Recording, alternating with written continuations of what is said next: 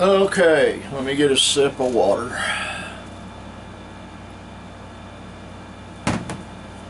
My wife Linda and I have been out doing Friday things. Oh wait, it's Friday, that's fine.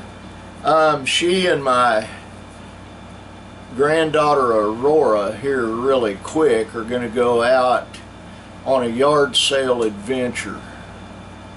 And then I'm going to have Nick ferry me around to finish my Friday stuff if he's willing. If not, I'll just steal his truck and do it on my own.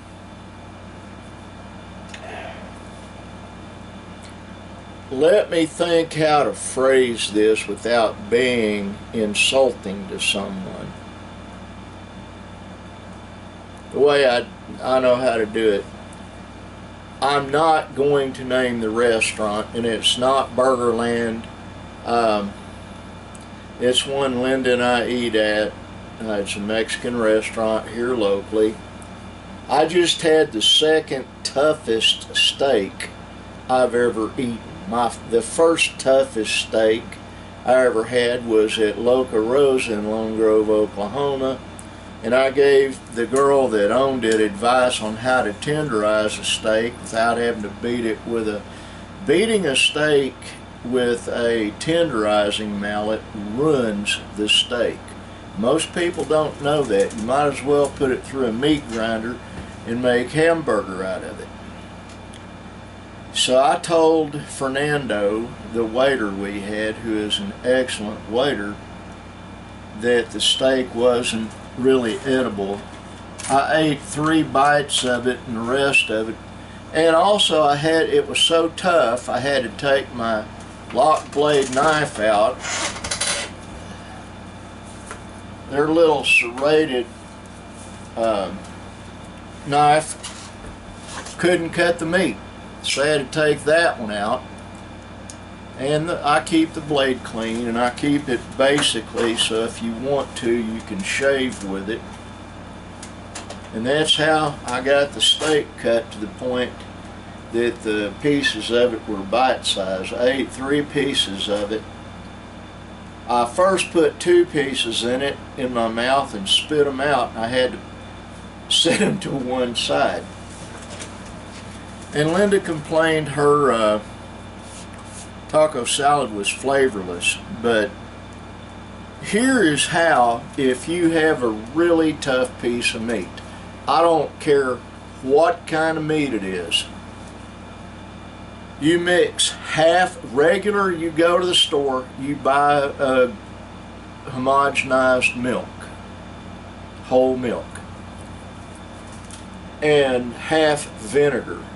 I prefer to use apple cider vinegar, but you can use white vinegar, it doesn't matter. And you mix those things half and half, and you can also throw in a couple of tablespoons of salt, just regular table salt. Stir it up, and you put that meat into that solution, and you put it in the refrigerator, and you leave it overnight. And the next day, when you take it out, rinse it off, and you can use whatever seasoning you want to use.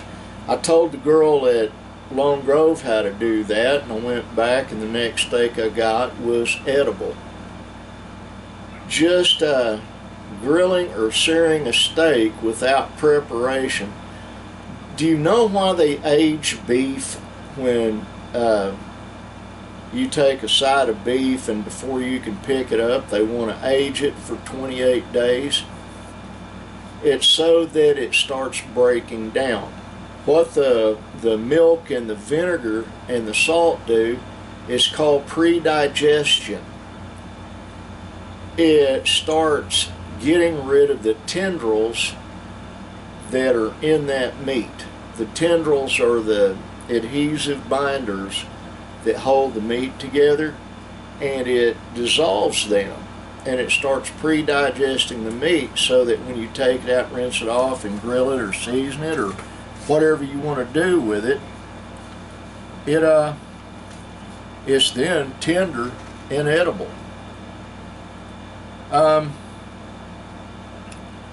But I advised Fernando to tell the chef in there.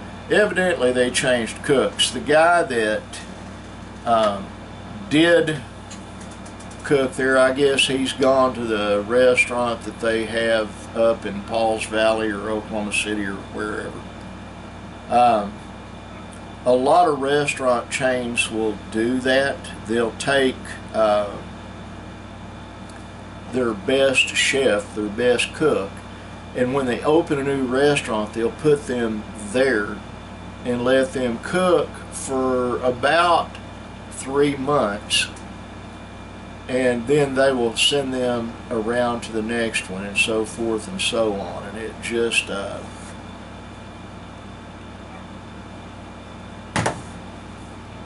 it's something that they just they do.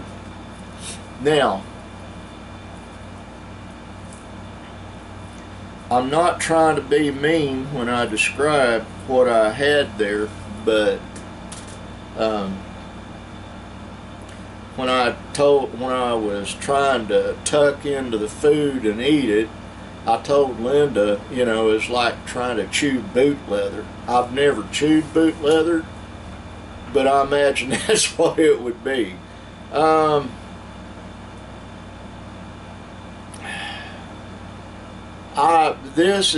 I doubt I'll do a second vlog today. This is, it's like 1:12 in the afternoon, and I've still got to take care of my Friday stuff.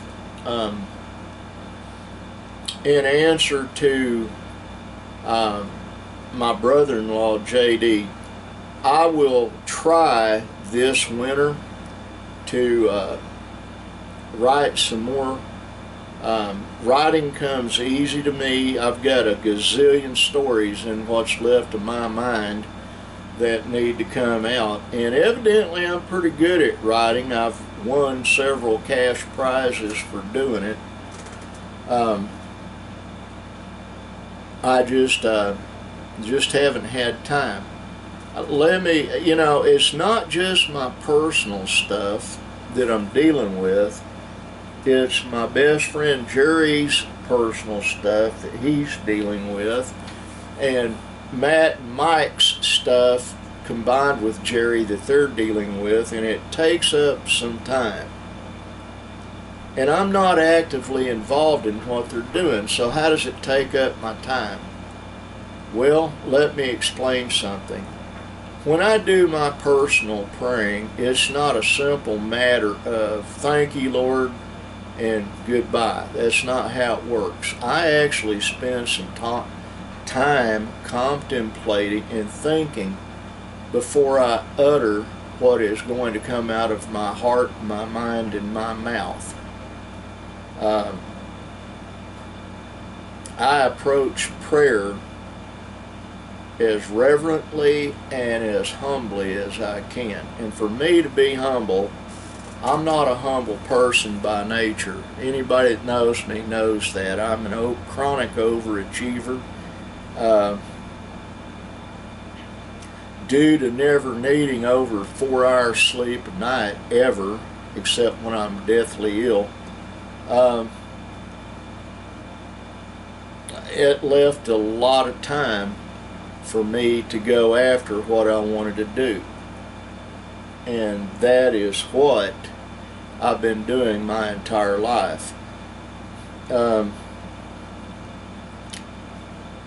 But I will write this winter, I hope. It depends on several things that I'm not going to mention on here.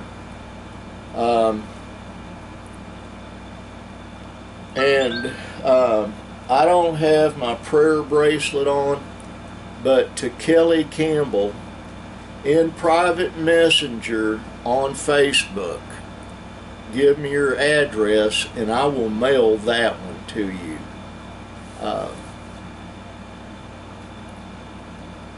Just give me some place to mail it so that it can get to you.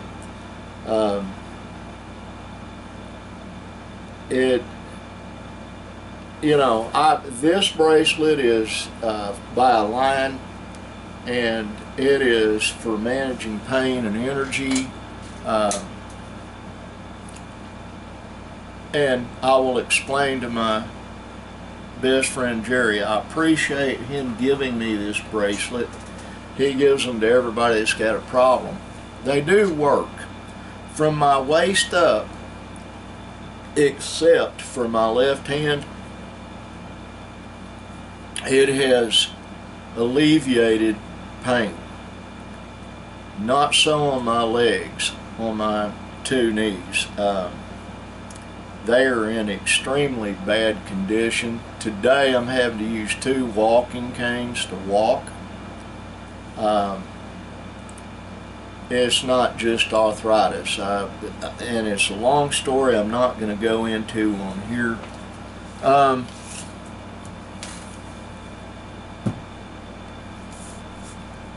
I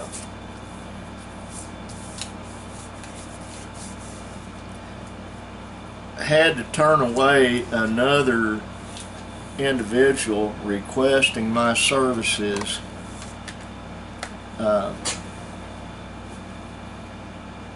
not too long before I started this vlog. I did a freebie for some folks down in Texas that were a client. So I have people that watch this, so I'm going to put this out there. I am no longer licensed to be a consultant, and if I do consulting and charge for it right now, it is I'm committing a crime, a misdemeanor. Well, I don't know that it's a crime, but I'm committing a prosecutorial offense. So I'm out of that business, and I have people now mad, well, you did it for so and so. Well, I won't be doing it anymore. The exception to that is Jerry, Matt, and Mike. If they need to know something, I'll find it for them and let them know. But that's because those guys are family to me. That's how I feel about it. But like I said, the only business that still has a current license in Oklahoma and nationwide actually is Go Shield, my entertainment group. And I can't do anything under that umbrella except entertainment. What else do I need to tell you guys? Well, I don't really know.